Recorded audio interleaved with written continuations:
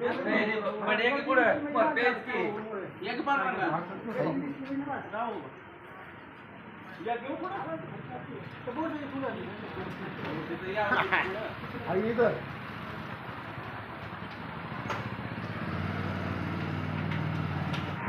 प्रशांतजनक भातलोंडे व समस्त ग्रामस्थ धैफळ यांच्या वतीनं मागील 10-12 दिवसापूर्वी ग्रामपंचायतला आम्ही निवेदन दिलं की लवकरात लवकर होण्याचे दिवस लक्षात घेता ग्रामपंचायतनं थंड पाण्याचा प्रयत्न करायचा दुरुस्त केलेलं नाही. म्हणजे थंड पाणी नव्हतं.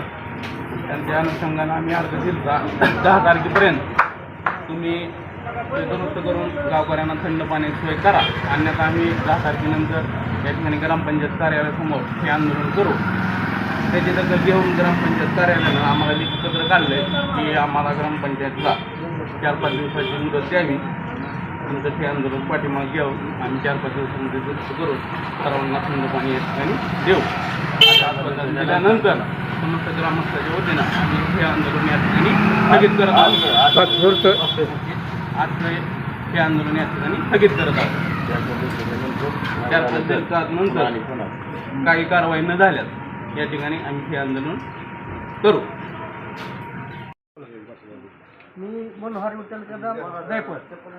मी गार पाण्यापायी ग्रामसेवकला सगळे मेंबर असताना पंचायतमध्ये गेलो. तिथं गेलो असताना ग्रामसेवकला म्हणलं की बाबा तुम्ही आम्हाला मुतारीतलं पाणी काय म्हणून बाजार आलो, पैसे तर तुम्ही सगळे घेता. हां, सगळी लोक लहान लहान लेकरं ही आजारी पडायला लागली की तुम्ही का तुम्ही थंड पाणी आम्हाला देत नाहो. तर ग्रामसेवक मला काय म्हणा, तुम्हाला परवडलं तर घ्या, नाही तर तुम्ही दुसरीकडून आणा. ही भाषा आहे काय बोलण्याची? घेऊ वाटलं घ्या, नाही तर तुम्ही दुसरीकडून आणा. म्हणजे ही काय हां, ही काय किराणा दुकान आहे का? ही शासनाचं नाही का घरचं आहे का त्याची? ही तर हे जी दखल घ्यावी नसता आम्ही उपोषणाला बसू, नाही तर आम्ही बीडोकरला तहसीलला कलेक्टर टाकतूर जाऊ. आणि टाकीचं सुद्धा सगळं बदा बदा बदा बदा सारखं नळ चालू असते. कशाचीच दखल नाही, तुट्या नाहीत, काय नाही. मुतारीतलं पाणी पाजतात आम्हाला.